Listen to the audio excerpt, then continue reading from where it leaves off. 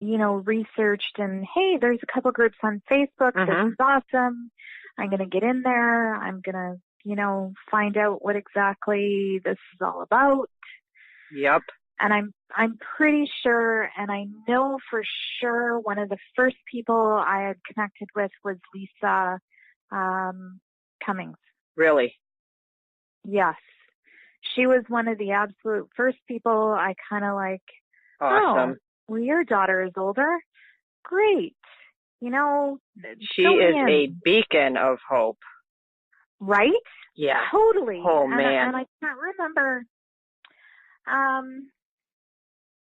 don't remember which other moms I had connected with offhand. I know it doesn't she matter. was one. Well, it does matter to you, but I mean, I don't want to make you to think of all those little details, though they are really important. But the Facebook groups helped you kind of guide you along to where you knew you needed to take them to see a specialist and get some more support. Right. And we, through all the groups and I was kind of telling you before, where we lived, in Canada, it's different than in I wanted you to talk about that just a little bit. So we lived in Winnipeg, Manitoba. Winnipeg is the biggest center in Manitoba, and you really only have two options. You have ABA therapy, and then you have the floor time something or other. I don't remember offhand right now. But there is no children's hospital other than in Winnipeg. So you have to go to Winnipeg in order to get any sort of services. So if you are outside of Winnipeg, which we were at the time with Aaden, we lived an hour and a half from the city.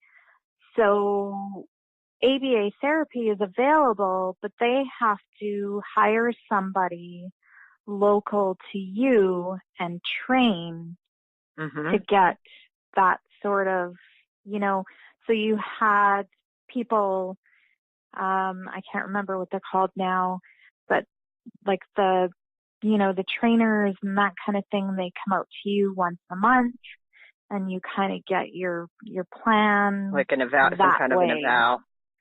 Yeah.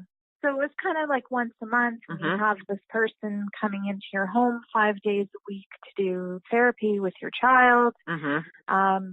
So as soon as we got the autism diagnosis and then we went to the center, that's where we got all of our information. And then there is, of course, the waiting period for them to find somebody and train them. So that's kind of how it all started. I see.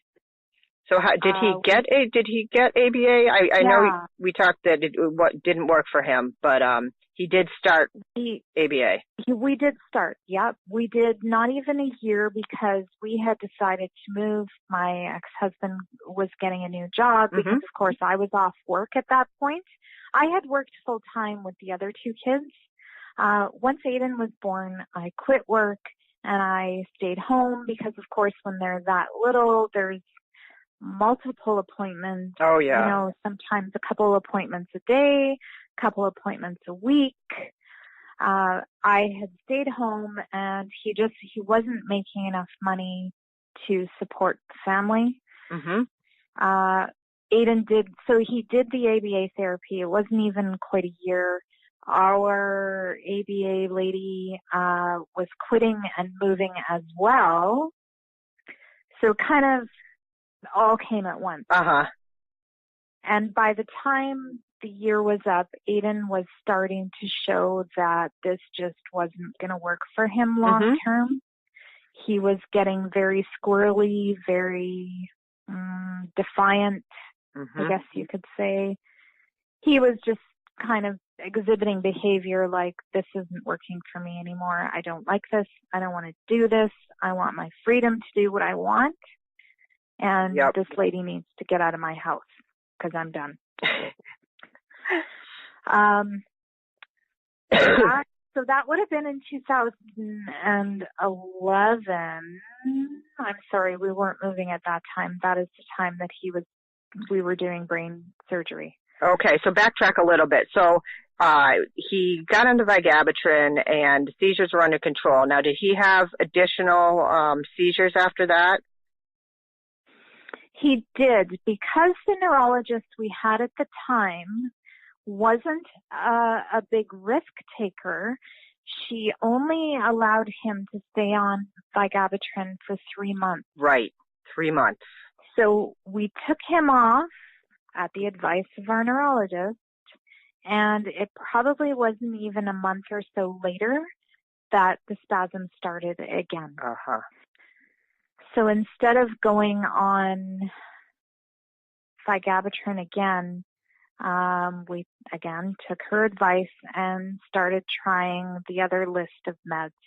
There's so many. I don't even. I know Keppra was one. Yeah. I think it was probably about a dozen meds in not even a year. A dozen. That we were trying. The worst for us was Topamax. Oh, man. Within a week, so Aaden had developed drop seizures. We got him a helmet because this kid was riddled with bruises all over his face and head. We got him a helmet, one of those soft helmets.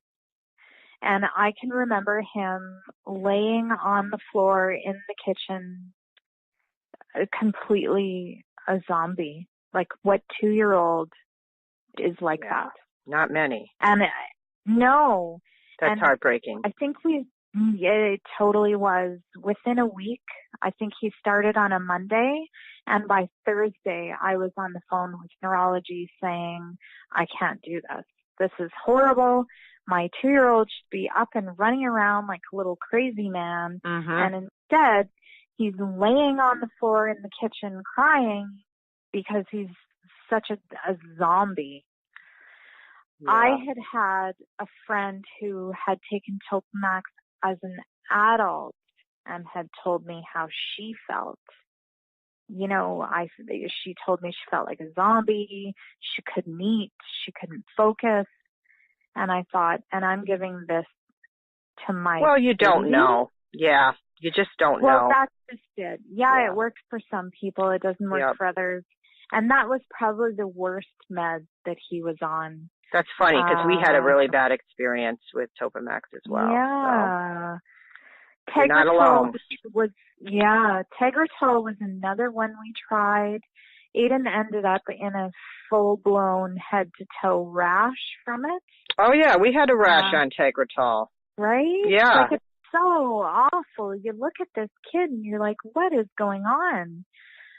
I did, the neurologist had told me if anything comes out from this, you bring him into Emerge right away because we need to stop cold turkey because it can cause breathing problems, breathing issues. I, of course, woke up in the morning, went, oh my God, loaded him in the car and drove my 1.5 hours to the city and got him into Children's. And thankfully, our neurologist was on call in Emerge that awesome. day. So she was able to see him and immediately took him off and said, no, we don't want to take any chances. Yep. And so he came off the Topamax. Yeah, that was awful. Yep. Came off Topamax. I don't know what else we had him on. We had him on Keppra. We had him on the Tegretol. Sorry, I know I'm jumping around. No, you're not. I remember exactly. That's when okay. We took him for surgery evaluation. So in the province of Manitoba, they don't do epilepsy surgery. And that's where you were living. That's where we were living. The only tuberous sclerosis clinic in Canada at the time was in Quebec, which is 2 provinces to the east. Yikes. We were, don't quote me, I think it was like a 4 or 6 hour plane ride from might have been a 4-hour plane ride. Anyway, it's not important.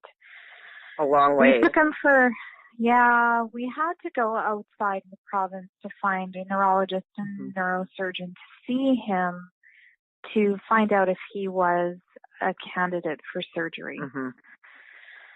Because in the province of Manitoba they don't do the surgery, we kept being told he's not a candidate, we can't do it here, you're going to be sent outside of the province even if he is a candidate. So we pretty much went outside, we went to Quebec, we, researched the doctors, we sent all of the information there. Thankfully, our neurologist in Manitoba was on board. She sent all of the information that we needed to the clinic. We actually went for surgical evaluation, and we were eventually booked in for surgery. Wow. So how that works is if there isn't the appropriate care in your province, the province will have a little meeting with their epilepsy team, which I think consists of about 6 doctors. They put all this information in front of them and say, surgery is available for this child in Quebec, and they vote on it. They vote to send your child to Quebec to have this surgery done. I see. So they have to agree in order to pay for the surgery outside of your province. So it's this committee of doctors that's looking at all the information and making a decision based on... They make the decision based on the need and does this child qualify? Right. So they ended up approving us. They were going to foot the bill for all of this because they don't do it in the province of Manitoba. Thankfully, however, they only cover one parent and the child. So we had to fundraise in order to get money to be able to go both parents and the child. We did stay at Ronald McDonald House in Quebec. We did, thankfully. They were so good there. That's good to hear. Awesome. Yeah, because only one parent can stay in the hospital with Aaden. Right. So one of us had to stay at Ronald McDonald House while the other parent was actually in the hospital. Our stay ended up being 3.5 weeks. For the first week and a half, they did the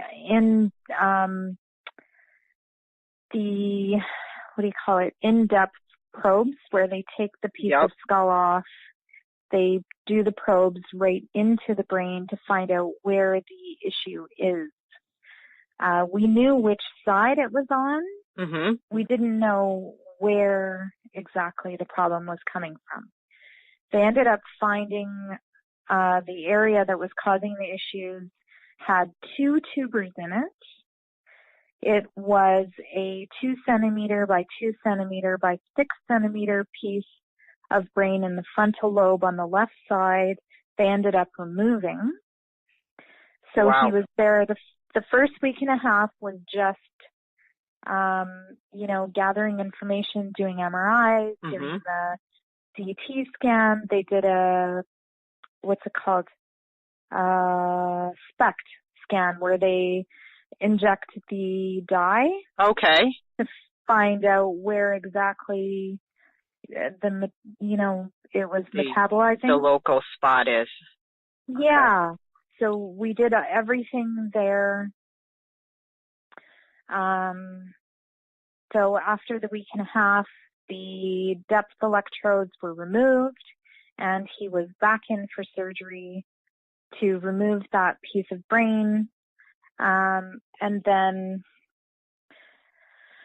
the surgery happened on a Thursday in August of 2011, and by